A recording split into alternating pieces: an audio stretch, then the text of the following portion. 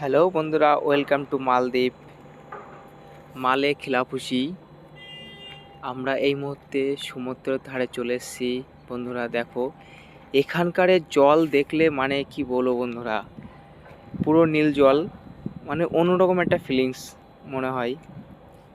এখানে সবাই দেখো, ছোট ছোট বাচ্চাগুলো কি সুন্দর সমুদ্রের জলে খেলা করছে। তার জন্যই তো মালদ্বীপে সবাই আসে ঘুরতে।